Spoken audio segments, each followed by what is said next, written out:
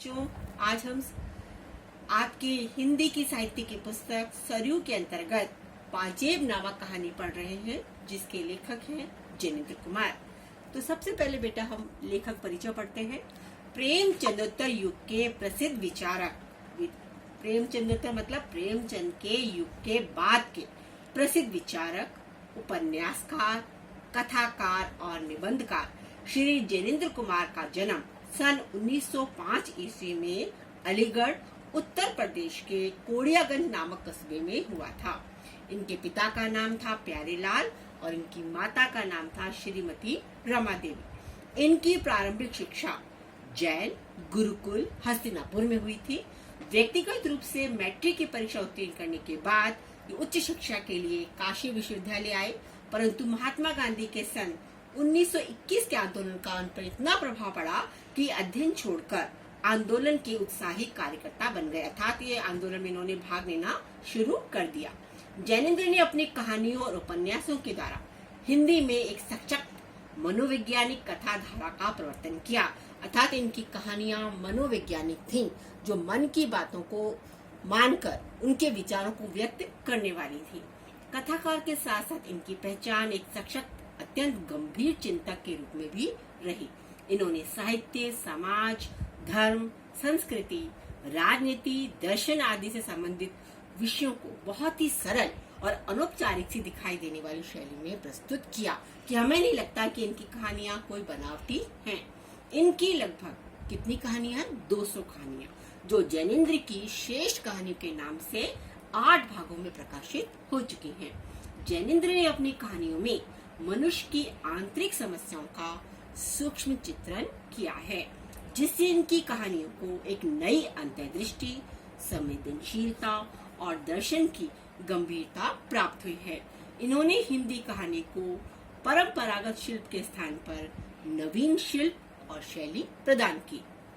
इन पर गांधीवादी दर्शन का पर्याप्त प्रभाव पड़ा। जैनेन्द्र की प्रमुख रचनाएं निम्नलिखित हैं: परख, सुनीता, त्यागपत्र, कल्याणी, विवर्त, सुखदा, आनाम स्वामी, जयवर्धन, मुक्तिबोध, ये सब उपन्यास हैं इनके। फांसी, जयसंधि, वातायन, नीलम देश की राजकन्या, एक रात, दो चिड़िया, पाजेब इनकी कहानी संग्रह है। प्रस्तुत प्रश्न, जड़ की बात, पूर्वोदय, साहित्य का श्रेय और प्रेय, सोच विचार, समय और हम, विचार वलरी, प्रेम और परिवार, राष्ट्र और राज्य इनके निबंध संग्रह हैं। ये और वे, संस्मरण, मंदालिनी, पाप और प्रकाश नाटक। प्रमुख पुरस्कार इन्हें मिला साहित्य अकादमी पुरस्कार और भारत भारती सम्मान। भारत सरकार द्वारा इन्हें पद्म भूषण से भी सम्मानित किया गया है। अब हम इनका पाठ का परिचय पढ़ लेते हैं। पाजेब है बाल मनोविज्ञान पर आधारित सजीव, रोचक, सशक्त और मार्मिक कहानी है, जो हमारे मन को छूने वाली है। इस कहानी में मुन्नी की पाजेब खो जाती है और उस पर उसके भाई आशुतोष को अपराधी समझा जाता है। वह अबोध अवस्था होने के कारण, अर्थात उसे ज्ञान नहीं है, अपनी स्थिति को स्पष्ट नहीं कर पाता। झूठ बोलने के अपराध में उसे सजा मिलती है और अंत में भुआ के आने पर ही स्थिति स्पष्ट होती है। पाजेब भुआ के साथ चली गई थी और बालक निरपराध प्रमाणित होता है, मतलब उसका कोई अपराध नहीं होता। इस प्रकार कहानी का उद्देश्य बाल मनोविज्ञान का चित्रण करना है। बालक अबोध होते हैं, उनकी कोमल बुद्धि तर्कहीन होती है, मतलब अपनी बात को सही ढंग से व्यक्त नहीं कर पाते हैं। वे अपनी बात स्पष्ट नहीं कर पाते। स्नेह, भय और प्रलोभन के कारण अपराधी न होने पर भी कई बार वो अपनी अपराध स्वीकार कर लेते हैं। आशुतोष की यही स्थिति है और उसने इस कहानी के माध्यम से व्यक्त की जाती है। अब हम पढ़ते हैं कहानी का। ना उसने पाजेब चुराई, ना उसने छुन्नू को दी, ना पतंग वाले को बेची, फिर भी वो अपनी स्थिति स्पष्ट नहीं कर पाता और एक अपराधी माना जाता है। एक एक करके सारे अपराध स्वीकार कर लेता, परंतु अंत में वो निरपराधी घोषित किया जाता है। अब है मूल पाठ। नई तरह की पाजेब चली है, पैरों में पड़कर बहुत अच्छी मालूम होती है। उनकी कड़ियां आपस में लचक के साथ जुड़ी रहती हैं। पाजेब का मानो निज का कोई आकार नहीं है, मतलब पाजेब जिसके पैर में जाती है वही आकार ग्रहण कर लेती है। पास पड़ोस में तो सब नन्ही बड़ी के पैरों में आप वही पाजेब देख लीजिए। एक ने पहनी तो दूसरे ने भी पहनी। देखा देखी इस तरह उनका ना पहनना मुश्किल हो गया। बच्चों में होता है या बड़ों में होता है, खासकर स्त्रियों में होता है। एक जिसने नई चीज खरीदी दूसरी उस वस्तु को खरीदना चाहते हैं। हमारी मुन्नी ने भी कहा, बाबूजी हम पाजेब पहनेंगे। बोलिए, भला कठिनाई से 4 बरस की तो उम्र है और पहनेगी पाजेब। मैंने कहा, कैसी पाजेब? बोली कि हाँ वही जैसी रुक्मिणी पहनती है, जैसे शीला पहनती है। मैंने कहा कि अच्छा। बोली कि मैं तो आज ही मंगा लूंगी। मैंने कहा कि अच्छा भाई आज ही सही। उस वक्त तो खैर मुन्नी किसी काम में बहल गई, लेकिन जब दोपहर आई मुन्नी की बुआ, तब वह मुन्नी सहज मानने वाली नहीं थी। बच्चे एक बार जिस चीज की जिद कर लेते हैं उसको पूरा जब तक उनको चैन नहीं आता। बुआ ने मुन्नी को मिठाई खिलाई, गोद में लिया और कहा, अच्छा तो तेरी पाजेब अब के इतवार को जरूर लेती आऊंगी। इतवार को बुआ आई और पाजेब ले आई। मुन्नी उन्हें पहनकर खुशी के मारे यहाँ से वहाँ चमकती फिरी।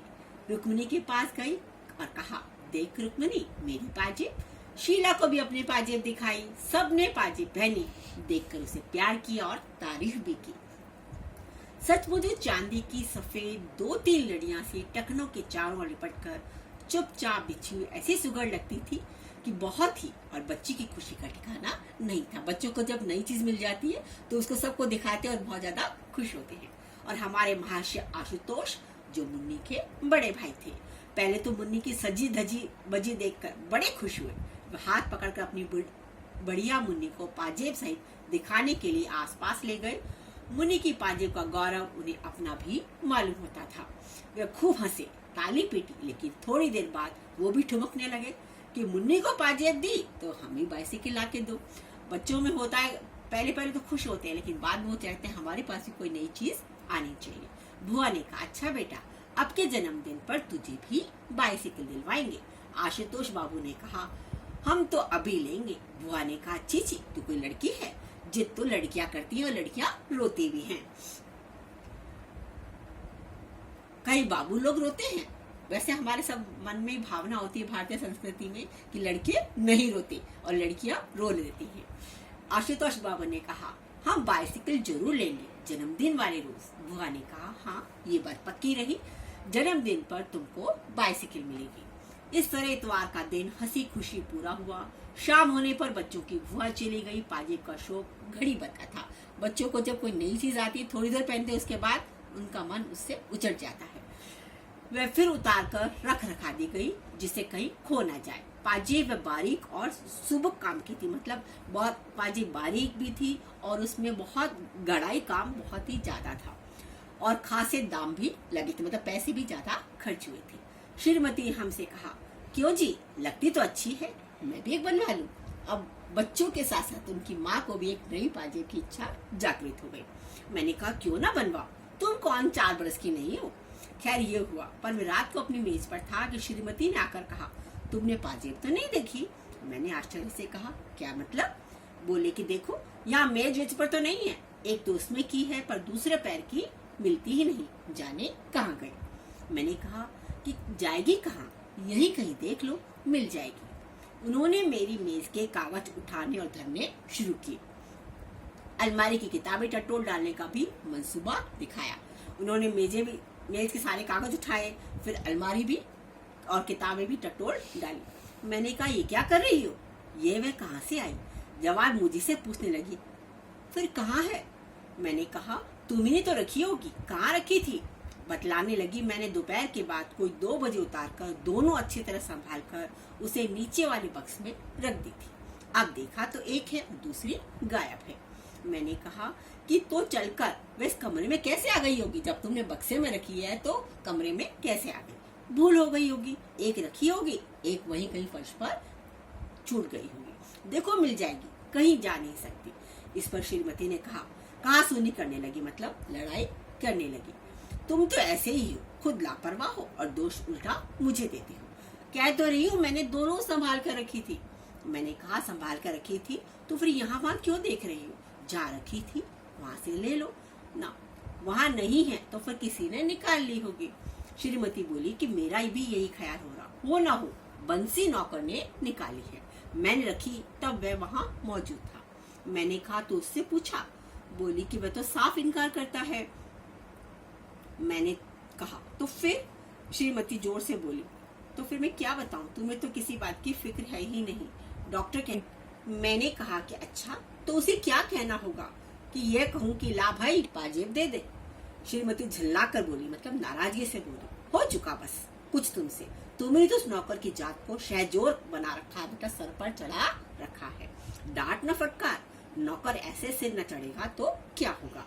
मैंने पूछा कि तो तुम्हारा क्या ख्याल है। बोली कि कह तो रही हूँ किसी ने उसे बक्से में से निकाला ही है। 16 में 15 आने ये बंसी है, मतलब उसको पूरा निश्चय है कि बंसी नहीं वो जेब चुराई है। सुनते हो ना वही है। मैंने कहा मैंने बंसी से पूछा था, उसने नहीं ली मालूम होती। इस पर श्रीमती ने कहा तुम नौकरों को नहीं जानते, वे बड़े छठे होते हैं, मतलब चोर होते हैं। जरूर बंसी ही चोर है, नहीं तो क्या फरिश्ते लेने आते। मैंने कहा तुमने आशुतोष से भी पूछा है। बोला कि पूछा था, वे तो खुद ट्रंक और बक्स के नीचे घुस घुस कर खोज लगाने में मेरी मदद करा था। कि वो भी मेरी मदद करा था किस बात के लिए, पाजेब ढूंढने के लिए। वह नहीं ले सकता। मैंने कहा कि उसे पतंग का बड़ा शौक है। बोली कि तुम तो उसे बताते बरसते कुछ हो नहीं, उम्र होती जा रही है, वह यूं ही रह जाएगा। तुम ही उसे पतंग की शय देने वाले हो। पहले उन्होंने कहा नौकर को तुमने शय दे रखी है, अब क्या कहती है कि आशुतोष को भी तुमने सर पर चढ़ा रखा है। मैंने कहा जो कहीं पाजेब भी पड़ी मिल गई तो। बोली कि नहीं नहीं, मिलती तो बता ना देता। खैर बातों बातों मालूम हुआ कि उस शाम आशुतोष पतंग और एक डोर का पिन्ना नया लाया था। एक डोर की पूरी चक्की वो लाया था और साथ में पतंग भी लाया था। श्रीमती ने कहा कि वह तुम ही हो जिसने पतंग की उसे इजाजत दी है। बस सारे दिन पतंग पतंग, ये नहीं कि कभी उसे बिठाकर सबक की भी कोई बात पूछो, मतलब उसे कोई ज्ञान की बात बताओ। मैं सोचती हूँ कि एक दिन तोड़ कर दूध के सब डोर और पतंग, हाँ तो सारे वक्त वही धुन कि सारे दिन पतंग और डोर को लेकर घूमता रहता है। मैंने कहा कि खैर छोड़ो, कल सवेरे पूछताछ करेंगे। सवेरे बुलाकर मैंने गंभीरता से उससे पूछा, क्यों बेटा एक पाजेब नहीं मिल रही, तुमने तो नहीं देखी। वह गुम हो गया, जैसे नाराज हो, एकदम चुप हो गया और वो नाराजगी भी दिखाने लगा। उसने सिर हिलाया, उसने नहीं ली, पर मुंह नहीं खोला। मैंने कहा कि देखो बेटा ली हो तो कोई बात नहीं, सच कह देना चाहिए। उसका मुंह और भी फूल गया और वे गुमसुम बैठा रहा। मेरे मन में उस समय तरह तरह के सिद्धांत आए। मैंने स्थिर किया कि अपराध के प्रति करुणा ही होनी चाहिए, रोष का अधिकार नहीं है। कि जो अपराधी हो उससे प्यार से बात करनी चाहिए, ना कि नाराजगी से। प्रेम से अपराध वृत्ति को जीता जा सकता है, आतंक से उसे दबाना ठीक नहीं। बालक का स्वभाव कोमल होता है, सदा उसे स्नेह से व्यवहार करना चाहिए। आज बेटा हम आधी कहानी पढ़ेंगे और आधी कहानी अगले अंक में बताऊंगी। कहानी